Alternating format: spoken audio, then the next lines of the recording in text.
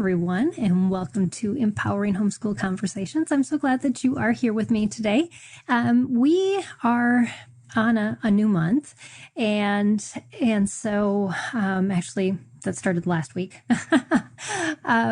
But last week we talked about library resources, and this week we're going to talk about Dollar Tree OT. At least I hope. My guest has not arrived yet, so I am just going to go over some housekeeping stuff and update you on things going on with SPED Homeschool. And hopefully my guest will arrive very soon.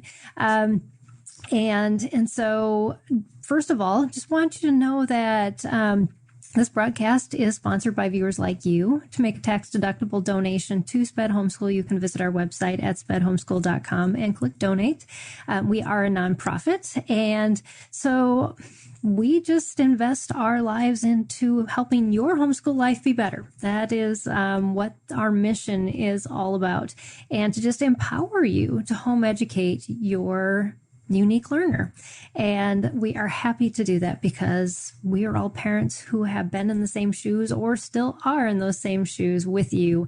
And so we want you to have the resources that you need and help you feel like I can do this, because we know you can. And so definitely consider becoming a donor partner. That's how I pay our team. And I have been volunteering at this for almost 5 years.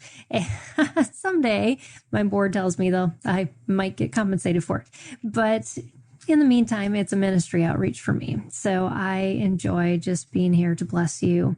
And so what are we going to talk about today? Well, I'm hoping we're going to talk about Dollar Tree OT with my guest, Polly Benson.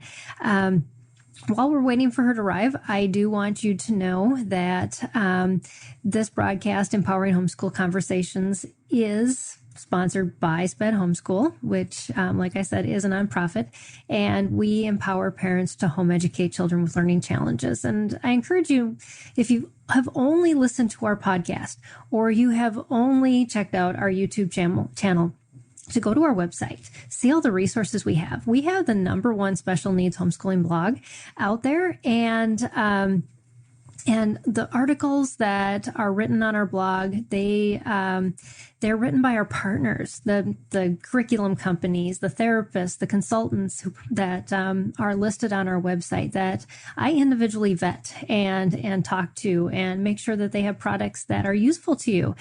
So we don't just slap anything onto our website. If you're looking for resources, you can trust that the things that you find on the SPED Homeschool website are there for you. So I'm so excited. My guest has arrived, and I am going to bring her up, and then we are going to get started talking about homeschool OT. So welcome, Polly. Hi, how are you, Peggy? I am doing great. I'm so glad to have you here. Polly and I have known each other for a long time, and we got reconnected just recently, realizing that we were doing something with MOPS International together, and now we both are doing something helping parents educating children. So right. Very cool to come back around to that. So welcome. And for having me. Yeah. So Polly has some downloads and things to share. I unfortunately could not get them loaded onto the YouTube description because YouTube locks out that description like right before a live show. So I will add them immediately after so that you can get access to all of those links without having to stop the video and write all these little unique numbers and letters. And we'll save you that time. So yeah, but thanks for taking time out of your schedule and joining us. And I'm excited to get going because this month we've been focusing on not cheap, but inexpensive, good ways to still give our children quality education. And today specifically, we're going to talk about occupational therapy. And so I thought a really good way to maybe start that conversation, because I know when I was a young homeschooling parent, I had no idea what OT even was. So if you could kind of start us out with that, is what is OT, and how long have you been an occupational therapist, and what drew you to the field and just a little bit about you. I always like our guests to kind of introduce themselves because it's kind of brings everything together as we talk. Right. So I guess I was always kind of in, as a child, always wanted to be in a helping profession, always wanted to be in a medical field. My mom was a nurse, so I kind of got interested in therapy. My sister was a physical therapist, and so when I would volunteer and do kind of some observations of what she did, I started looking more into the therapy world, and I found out about occupational therapy. And what I liked about it at the time was that it was very hands-on and very functional. So students that were having trouble with their handwriting or with their fine motor skills, tying their shoes, opening containers, anything really to do with the fine motor cutting, writing. And so I just found that I really enjoyed working with teaching kids how to gain new skills. So that's kind of how it started. Occupational therapy works on not only fine motor skills, but sensory motor skills and visual motor skills, and a lot to do with where my field is more in the school-based OT. Okay. Yeah. It's that practical stuff, the stuff that we need in order to function. That's what I love about it. So yeah. And any way that we can help our students in that area is a bonus, definitely. Yeah. So, what are the advantages of then using occupational therapy for students who have learning challenges? Because we hear that a lot of students are either going to OT or their parents are using OT types of techniques. What advantage is that to be investing time? I guess, as a parent, you always want to know, is it worth it, and why? Right.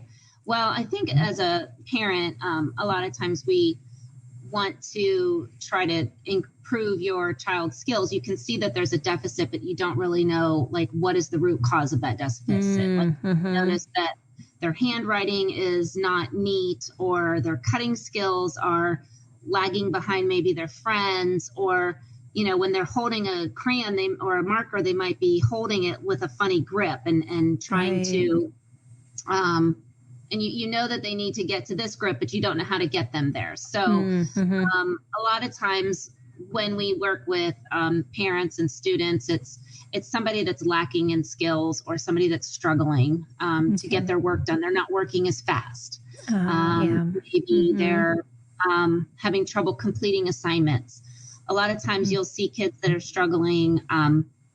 They might put their head down, or they might refuse to do an activity. So one of the benefits is, working with them in fun ways. And it's not just, hey, we have to do this math worksheet or this homework assignment, but, let's play with Play-Doh. Let's do some coloring and let's make it fun. And there's only so many things you can color, right? And so it's what else can I do? And I know that they need to strengthen their hand, but I really don't know how. So we're going to talk a little bit about that today, on how to look for a specific deficit and then how to approach that deficit. Awesome. I'm looking forward to that. So if I also wanted to let our viewers know, because we have quite a few joining us, if you're watching on our empoweredhomeschool.org platform, make sure that you click onto the YouTube video to watch it on YouTube instead of watching from the platform, because if you make a comment on the platform, we aren't going to be able to see it till after the show. We want to make sure that we can interact with you while we're live. So if you do have a question, pop into the YouTube video there. If you are watching on YouTube or Facebook, just comment in the feed below, and we will see those comments as they come up, and we'll incorporate them into our conversation as we can. And so we would love for you to be able to do that. So yeah, I know you have a lot of things you want to share with us, Polly. So just hacks that parents can use, and inexpensive ones too. So I'm super excited to start learning. I started off giving this talk at the Southeast Homeschool Convention. It was called Dollar Tree OT. And I used to spend a lot of time either before or after school kind of dropping into dollar store and just seeing what could I pick up for my room, because being a school-based OT, we didn't have a lot of supplies or money. So I have a kind of a bin of supplies here that we're going to go through. One of the first things and I have a list of the top 10 items to buy at a Dollar Tree dollar store to be able to kind of do some homeschooling, OT, and some fine motor skills and exercises. Awesome. So the first one are clothespins. So we always have a bag of clothespins. And what you'll notice a lot of times with kids that have a weak grip is they modify their grasp. So what we want to do is try to strengthen their pinchers. And so having a clothespin that we can open and close, but that only goes so far, right? How many times can I do this and then I'm tired or I don't want to do it? So we have other types of things that we pick up at the dollar store. And these are those little puff balls.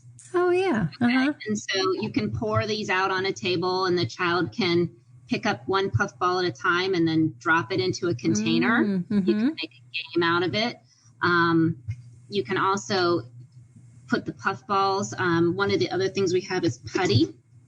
And so if we have some Play-Doh or putty that you pick up at the dollar store, open this up here. And then things you don't think about, say, for instance, a golf tee. So if we're going to stick some golf tees into the putty, and then we're going to put the puff balls on top. So that's a skill you got to work on, right? Right. Kind of sticking to my finger. So we can do that. You know, the colanders that have holes in them. Right. Like the bigger ones. Spaghetti. Yep. Well, if you pick up a box of spaghetti and you turn that colander upside down, you can stick spaghetti into the holes of the colander when they're stiff. And then you can put Cheerios on those. So just Cheerios or Fruit Loops. Okay. You have to put them on the spaghetti sticks, and then they have to take them off and start eat. They can eat them, but before we have our snack, we're going to make you do a little work for your snack. So encourage to play with your food. Yes. Right. So those are just some real simple things that you can start with. Other things that you can look for at the dollar store would be the little erasers. So I love the erasers. What's fun about those is you can stack them, and you can also throw them around the room, make them army crawl or crawl on their hands and knees to pick up the eraser. So if you have erasers on the floor and you can sprinkle them around, and the child has to go and sort them. So I have different pictures. So we can do sorting. We can do math problems.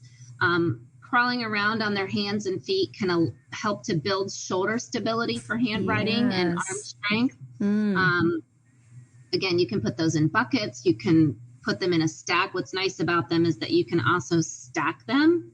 So you can see how tall we can get the stack. So that's kind of a fun activity too. So I like to have the little mini erasers that are from the dollar store. And then shoelaces are good if you have beads. So they have those pony beads. Have you heard of those? Oh, yes. The little plastic ones. Beads, right? Yeah. Little plastic beads.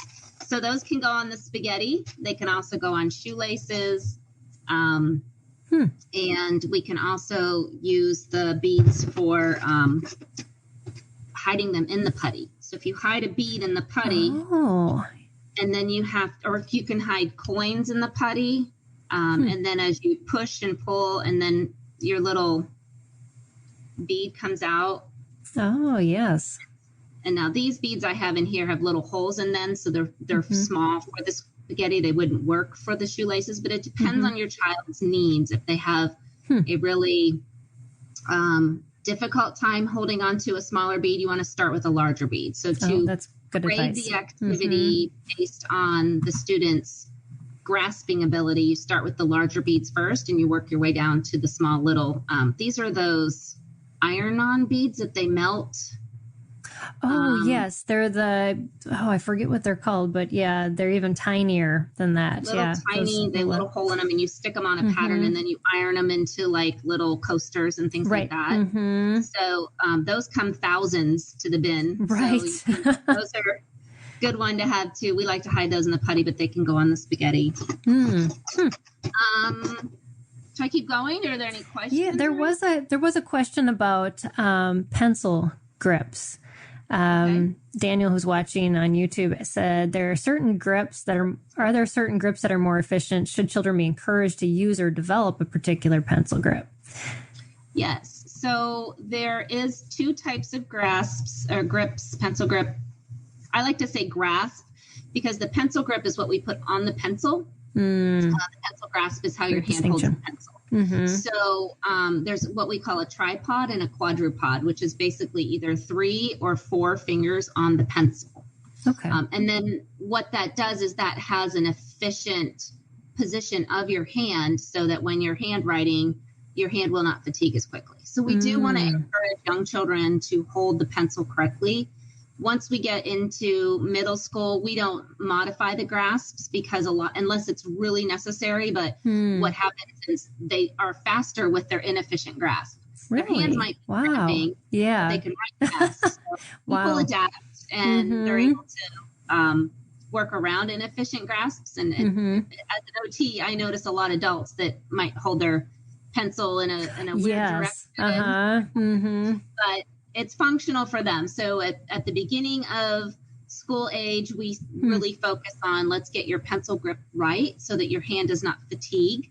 And then it helps with their efficiency with writing, their speed of writing, and their neatness. As they get into older ages, then we look at, okay, is it functional? If your writing is functional and we can read it, of course, if it's special needs, we may be working on that hand grasp, later into ages. Right. Okay. Great advice. Thank you. Yeah. All right. So what else? Some more items. Yeah, please. Okay. So there is a school supply section in the dollar store. And so you can get different types of handwriting lines for dry erase boards. You can get scissors. There's a thing called a bounce scissor that has a little... I've never seen those. Clasp on it. Yeah. And so it automatically opens the scissor back up. Oh, okay. So if your student is having trouble with the opening part, you can get these bounce scissors on Amazon or at the dollar store. And then we have a lot of things you can do with scissors to improve the hand strength. So now we're working on more of the grip strength. And besides squeezing the putty, we can roll the putty out into like a big long worm or and then you use the scissors to cut the putty. So it provides a resistance. Right. You can buy cardstock or little index cards at the dollar store and practice cutting straight lines or curvy lines or shapes, using them for crafts, cutting the strings or the shoelaces. Another thing that we have is the hole punch. So if you're punching holes, it's a really good hand strength exercise. You punch them into a construction paper and then have them lace in and out. So the lacing is working on the pinching. And something that you should look at as a parent is the web space. So if your student's web space is collapsed on a pencil, so for instance, they're holding it this way, or I'm trying to think how you can see it. If they don't have much of a space here, then that's where we need to strengthen. And one of the ways that we do that, it just collapses when their strength isn't there. Yeah, if it either collapses beforehand or they never develop the strength. So a lot of times kids are on media, different technology, they're using fingers and they're not holding things this way, and so they never develop what we call a palmar arch. Okay. So the palmar arch is what is needed for that efficient hand grasp. And a couple ways that we can work on the palmar arches is to make little tennis ball buddy. You can squeeze your mouth. Cute. And you can feed them. So we feed them beads, we feed them pennies, we feed them erasers. And then the kids really think it's funny to make them throw it all back up again. Yep, of course. So that's a really good one for the hand palmar arch. Another one is dice. So there's always dice at the dollar store.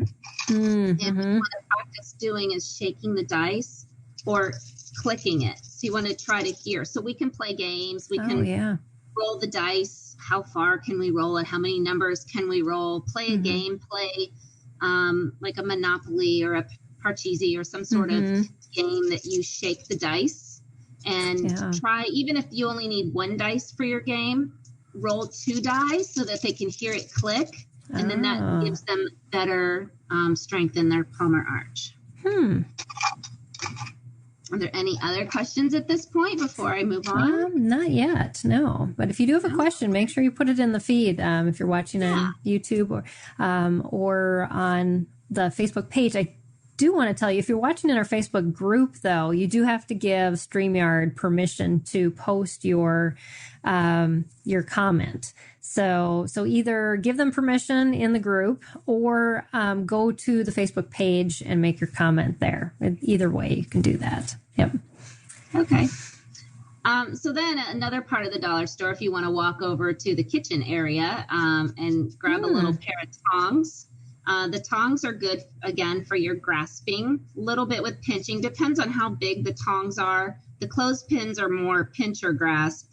The tongs tend to be a little bit more of your hand grasp. Okay. And again, we can pick up erasers or the puff balls. We can sort them into colors if you get colored puff balls. You could take your tennis ball, buddy, pick up your puff ball and put it in there. So, I mean, we can combine activities together. Yeah, that's good eye-hand coordination, too, because you got to get it right into his mouth. And right. Yeah. Or chip clip. Chip clip is similar to the pinching motion. So you need to think about when you're walking through the dollar store, what is my child lacking? They need pinching. So where can I find pincher things? Right. Another really good pinching is the little stickers. And stickers require a lot of fine motor skill just to pull off the sticker and then to place it on something else. So buying a bunch of the sticker sheets where they can just sticker things, sticker on paper. If we draw a line on the paper and then you sticker over top of the line, then we can cut that through the stickers. So a lot of times when we're teaching cutting skills, let me show you here. I'm going to show you really quick with my Leggy Liner because we also like to use these. So one of the things that I have on my website are these free worksheets. And so if I draw a curved line like that, so that is actually a handwriting line. Yeah. We can cut through the middle of that. Another thing we can do is put the stickers on it. So if I'm putting stickers on a line and it's taking me some pincher skills to do that, but it gives the student a guide. Where am I going to cut? So they cut from one sticker to the next sticker, especially when we're doing a curved line. So whether it's just a line on a piece of paper or cardstock, let them put the stickers on and then tell them to cut to the next sticker. So that gives them, okay, where am I cutting to next? Oh, okay. Yeah, kind of like a focal point for, their direction and where they're going. Yeah. Neat. Yeah, so that's kind of a fun one that we do too. And then you have the party area, where the supplies are. So I picked up this top and I also picked up these little camo tops. And so spinning a top requires that pinching skill as well. And kids like to spin tops. If you spin this one fast enough, it'll turn over. Oh, wow. So the kids really like to try to figure out how to get the top to turn over. So, so those are just some real basic things I have in front of me. I'm going to cover a couple other things that maybe I didn't. I do have my straws. So these straws are always fun. You can stick them in the putty. You can cut them into smaller pieces and actually make straw beads out of them. So if a child's having trouble with stringing beads, you can cut these into little 1-inch sections, and then those can be put on the shoelace. Mm-hmm. Let's see what else. So cards, there's playing cards at the dollar store. Mm-hmm. We can build card houses. We can cut them. We can flip them over. You can play card games like memory, where we're flipping the cards back and forth. Back and forth, right. Mm-hmm. Let's see what else. I have a whole lot of these ideas on the handouts that you said you'll be posting later. So those are fun. Yeah. We had another question about pencil grip, and it just says pencil grip ? So I'm assuming, what is a proper pencil grip? Yeah. That maybe is a good question. And the easiest way to see what I'm talking about, it's called a tripod grasp or a quadruped grasp, is to Google image that. So if you Google image pencil grasp or tripod grasp, you'll see what we call efficient grasps and inefficient grasps. Okay. That's good to know. Yeah, I am such a visual learner. I couldn't have it described to me. That wouldn't work. We have another question from a YouTube viewer. She wants to know, not sure where to start with hand exercises, what exercises to start and how long? Oh, that's a good question too. Yeah, so just getting going. With our putty, I like to start with putty. And the reason I start with putty is let's hide some things in the putty, and then we're going to pull those out, because that's going to work on all sorts of hand strengthening. But then we're going to move it into more of an exercise routine. You can run them through a sequence, which would be, first we're going to flatten it. So first you're just going to grip it into a ball. Okay. And so then after we get this into a ball, now we're going to flatten it into a pancake, and you can have them lay it on the table and really flatten it into a pancake. Okay. And then you can work on pulling that apart and making that a bigger pancake. Then we're going to roll it. See if I can do it where you can see in the camera over. And then we're going to roll it out more like a hot dog or a worm. And when you get it small enough, then you're going to roll it into a snail. A little cute little snail there. And then we can go back to the beginning. So you pick like 5 things that they have to do in a row, like a squeeze, a pancake, a hot dog, a worm, a snail. When they have it in the snail position, you can also pinch along, works on that pinch or grasp. Then do it with the second finger. Oh, okay. So then do it with the ring finger. Then do it with the other hand. So each time we get to the snail, we can pick which finger we squeeze with. Okay. Yeah. So that's a good one to start with exercises. There's a lot of sensory things that they have at the dollar store too. If you buy rice, you can hide things in the rice and the kids can reach the rice. A lot of people know about playing in shaving cream. You can put the shaving cream on the table and draw letters and faces and use a Q-tip.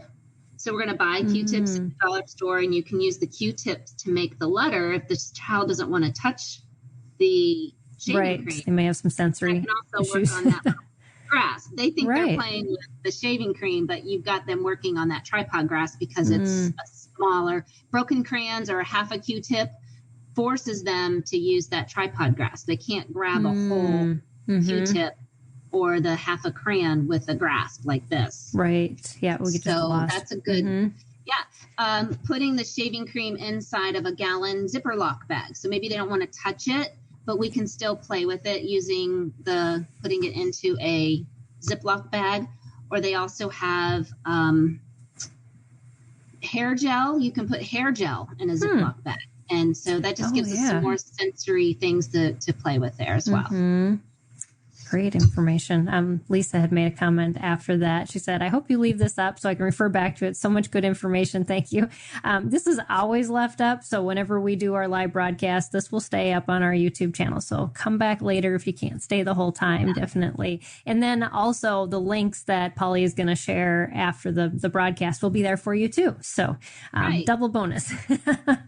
Sounds good. So we also have another question from another YouTube viewer. She said, do you have a putty that you like that's also less expensive? Amazon seems so expensive. Actually, I have been, Silly Putty is kind of my go-to. You can get them in bulk on Amazon. They're like super small.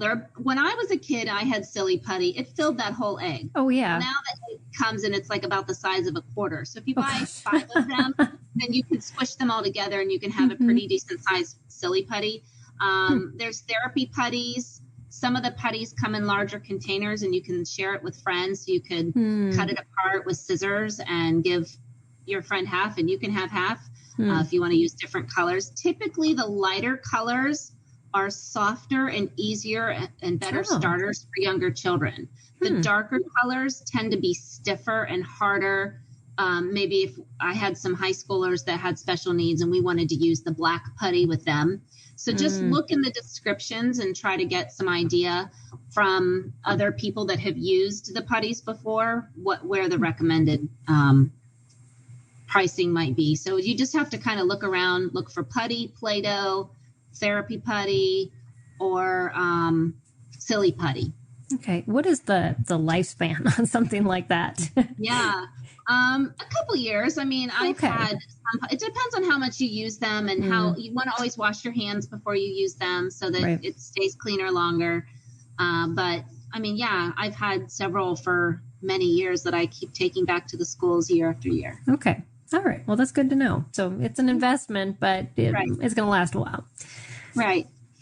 So a couple more little quick things that we teach in the school system for sensory purposes are chair positioning. And a lot of times kids need to fidget. And so we have different types of fidgets we can get at the dollar store. What I like to do is give the child a box. And in the little shoebox is several types of fidget. It could be something plastic, something soft, a piece of bubble wrap, saran wrap, material, different textures of material, and see what the child likes to fidget with. When the child has to have a fidget, then you want to have them fidget for a specific period of time, kind of like a recess.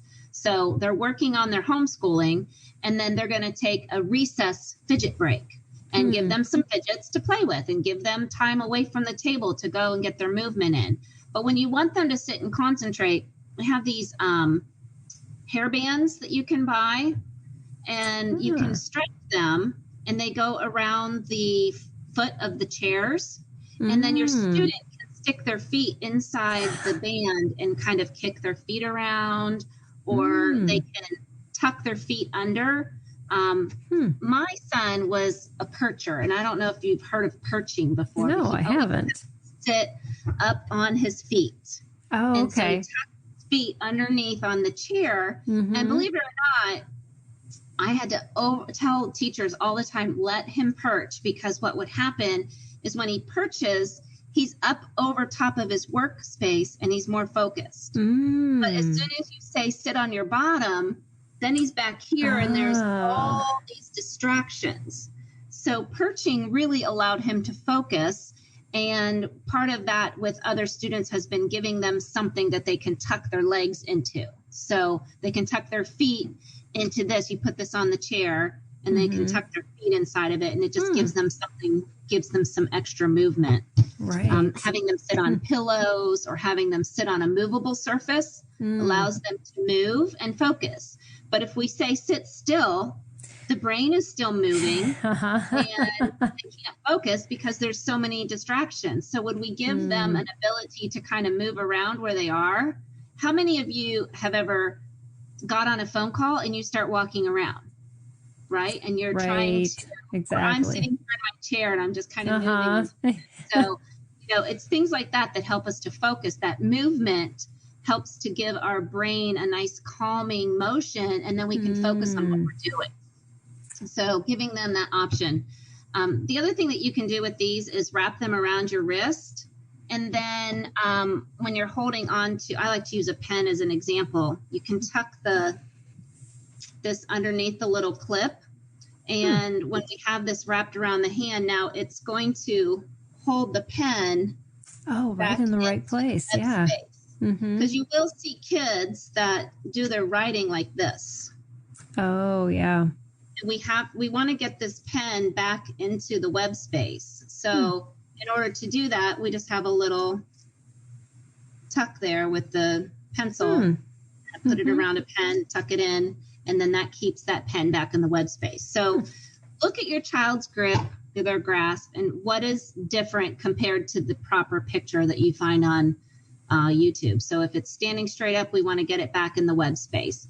If their pencil's too long or too short, sticking out from the hand, work on trying to get them in that proper grasp. And one of the cues I use a lot of times is fix your grip. So if you tell a child, they don't realize a lot of times when they're first training how to hold a pencil properly is fix your grip. And so, and then they fix it. You know, there's other kids that might put it between their hands this way when it's supposed to be over here. Just fix your grip, and then that little cue.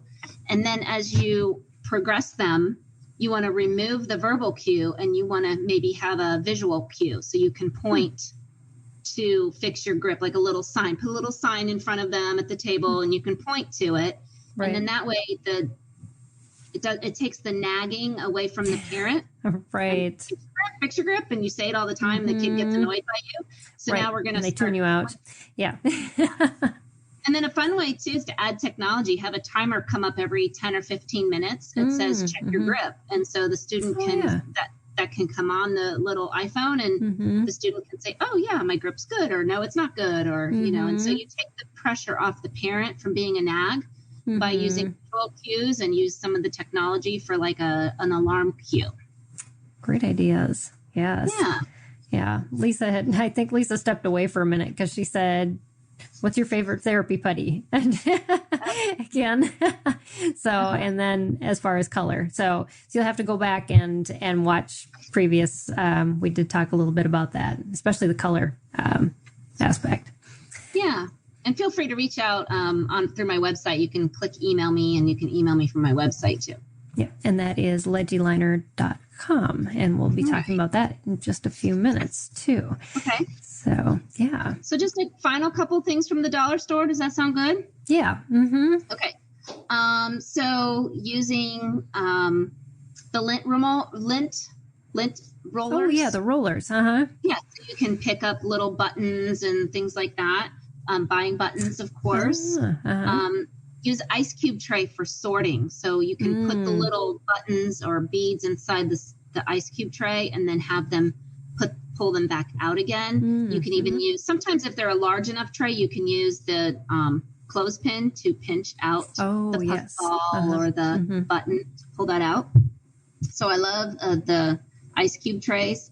There's little baby nose bulbs for the turkey masters. And so you can press on these and squirt you can use water, or you can squirt like the puff ball by trying to blow the puff ball across the table. You can have a little race between two kids or with your child.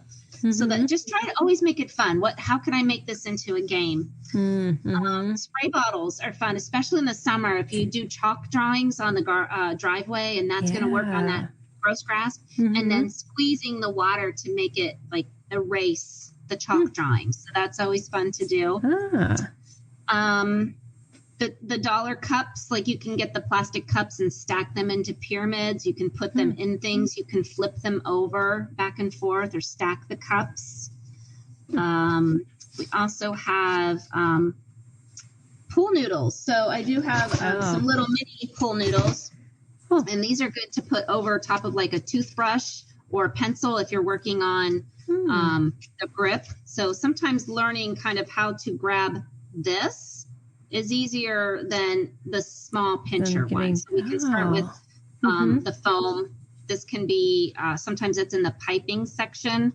You can slice it, and then you can string these as well. So you can get your shoelace. Bigger of a bead, Yeah. With the big pool noodles, you can jump over them. You can wrap them together. You can squeeze them. Another sensory item that we recommend for some kids, and I noticed one of your viewers said a child had autism, is the headphones. So there are Yes. therapeutic headphones that are out there that cost a lot of money, but they actually have it's not noise canceling, but it's kind of a dampening, noise Those dampening construction ones. construction earphones for $1. So at least you can try them first to see if that might be an option for your child. And then if you decide we need something stronger, then you can get the more expensive ones. Yeah, my daughter has some rather pricey earbuds that actually don't hook to anything. They just cancel noise out. As a teenager, she doesn't want the big earphones. So, So that's pretty much a lot of what I wanted to cover today. I do have a list of over 60 items of things that you can get at the dollar store to do your Dollar Tree OT. There are, that's going to be in the comments for the downloads. So, things like even cookie cutters and using the cookie cutters on the Play-Doh. So now that I've got your brain thinking, the next time you're in the dollar store, just kind of walk up and down and think, what can I use for therapy? Yeah. And so much of it's so simple. I mean, and it's probably stuff we already have in our house. A lot of it, you don't even have to go out and buy it. It's just kind of collecting it. Sure. Talking about earphones or ear mufflings, one of our viewers said that her kids prefer the $3 earmuffs from Harbor Freight Tools. They don't crush their heads like the ones made for kids do. So that's a good tip. Yeah, they're nice and soft. So I suppose. But yeah, there's just so many things around us, and I just remember like keeping like a place in all my school stuff for things where if I want to create a manipulative or do something like that I could just kind of pull from that little bucket or space, made it easier in organizing all of our homeschool stuff with all the little things around instead of having to go through my house and going, where was that? Or Right. So just dedicating it. My husband was putting in some lighting the other day, and he was popping out the little holes where the cord goes through, and they were these little circle discs, and I'm like, I want those for therapy. Let me put them in like a lid, cut a slit in a lid, and let's put those in for. I use icing containers, and I cut a little slit in the lid, and then we put little pennies and discs and things like that. So certainly, even water bottle caps, like those are fun to make. You can write letters on each letter on the water bottle caps, and then they have to flip them over, and they can form words, and they can write those on the worksheets. And just like those little magnet things that you buy for the refrigerator, but you could just have the letters on them and to move them around and do spelling. And didn't even think about that. Yeah. Well, depends on how many water bottles you use. Right. Or if you know a family that does use a lot of them, ask them for the tops. Right. But yeah, those are some awesome ideas. And we've got lots of thumbs up and hearts from our viewers. And so definitely a much desired topic to hear about. I would like, as we're kind of wrapping up, you've got a very cool invention, and I want you to share with our audience about it. So actually just today, Polly's information got put onto our website as a new partner. I'm super excited about that. And she has a product called the Legiliner. And I'd love for you to share just what it is and how you came up with the idea. Sure. So it's a little rolling ink stamp, and here's 3 of them. I've got a 3/4 inch line, a 1/2 inch line, and this is a music staff. And so what you can do with them is quickly draw a handwriting line. So if you have a worksheet and the student needs to write their name, I can just quickly draw the handwriting line right across the bottom there. With this particular worksheet from my website, we were doing rainbow because it's also more challenging for a student to write on a curved line. So we do draw some curved lines. I also have a smaller one. Let's see what that one is here. So this is the smallest one. It's a 3/8 inch line. And we can go up and over with the handwriting line. We also have some of the curriculums have specific handwriting lines. So, for instance, If you've ever done the handwriting without tears. Yes. That's what I use for all my kids. We have a blank sheet. We want to practice your name. And so I can just draw the handwriting without tears line right across there. So this is a 3/8 inch line with 13 different styles. And we have a 1/4 inch. So we've got, for the handwriting without tears, we have a 3/8 inch and then a 1/4 inch. Kind of hard to see there. But we have the ones with and without. We have one called Spaces. So this is our larger size, and it draws a broken baseline. So you can put one letter per space and teach spacing. Oh, teach spacing. Very neat. And then one of my most favorite ones is boxes. And if you're working on any type of a math, so we're going to draw a couple rows of boxes here. We can turn it vertical for math numbers. You can keep things in the right place. Right. So they line up their numbers for columns. And we can do individual letters for that. Those are also used in the handwriting without tears curriculum. And two more here I'll show you real quick. We have a couple others, but I'm just going to show you a couple here just in the matter of time. So this one is a single line of boxes that you can do ones, tens, and hundreds columns. Oh, yeah. And turn it on the side. You can do individual words. You can do You learn to space data the letters collection. out. Some of us have to collect data. And another really popular one is the number line. So if you ever working on number lines with kids and you want to... Oh, yes. Well, that's so much easier than trying all those little tick marks. Right. Tick. Well, and that's how I came up with the idea. So I was working with the students in the classrooms. I was fine in my classroom, but then I was pushing into their classroom. And I never always got to push into the handwriting segment. Like I had to go see the student during a science segment or during a social studies, and they never had handwriting lines.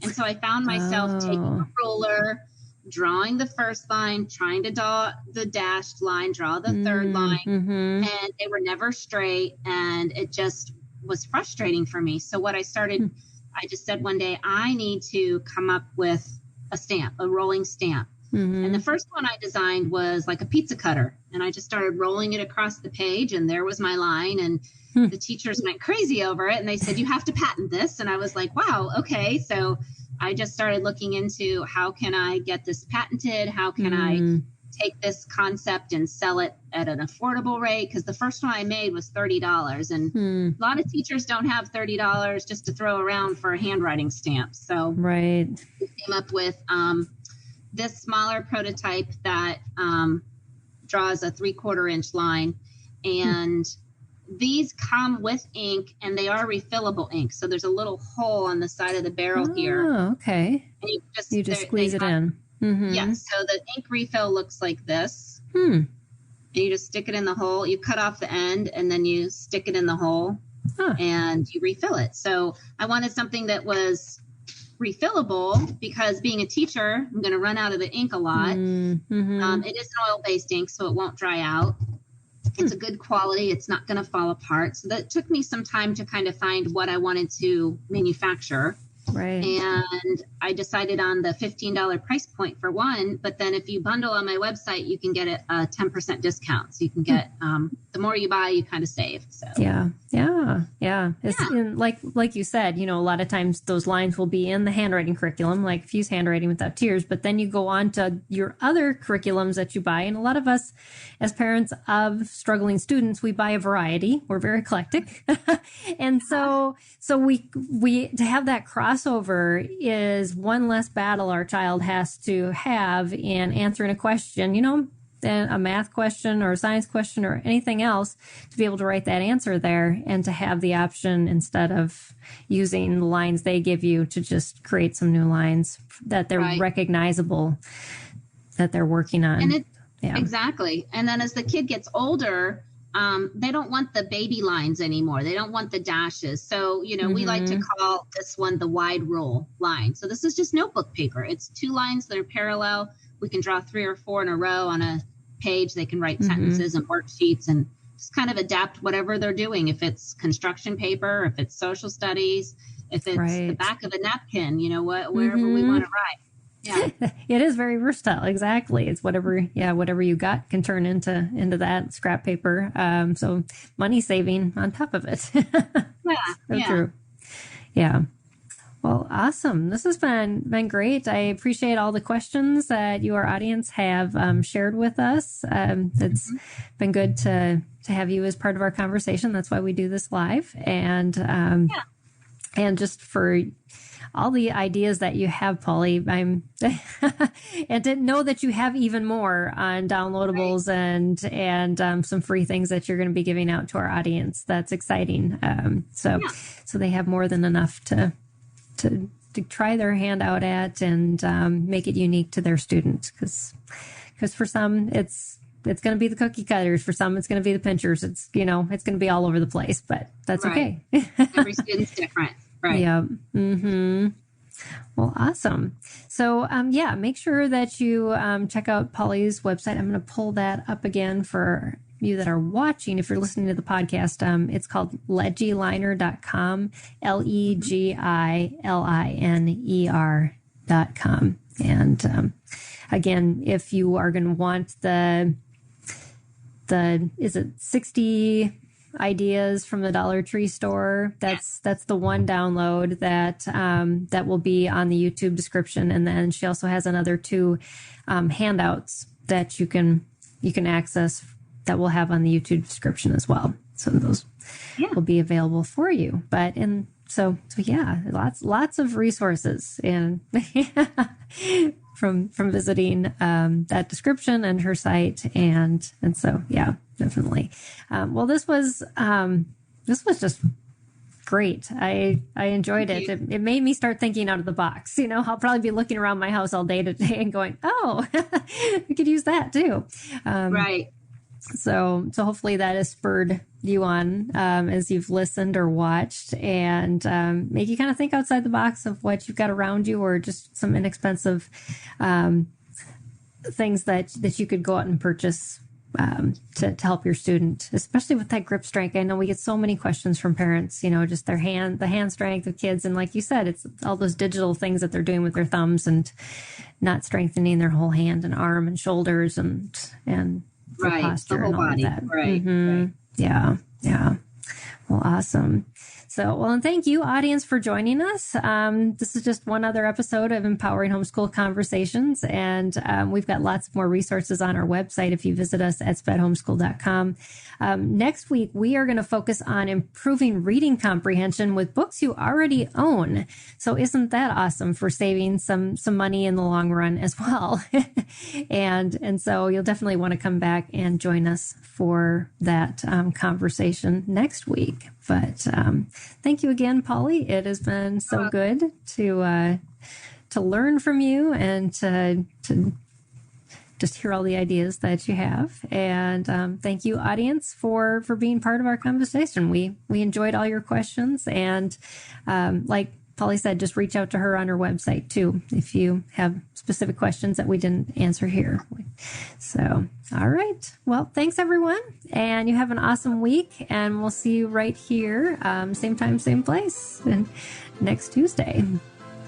Have a good day.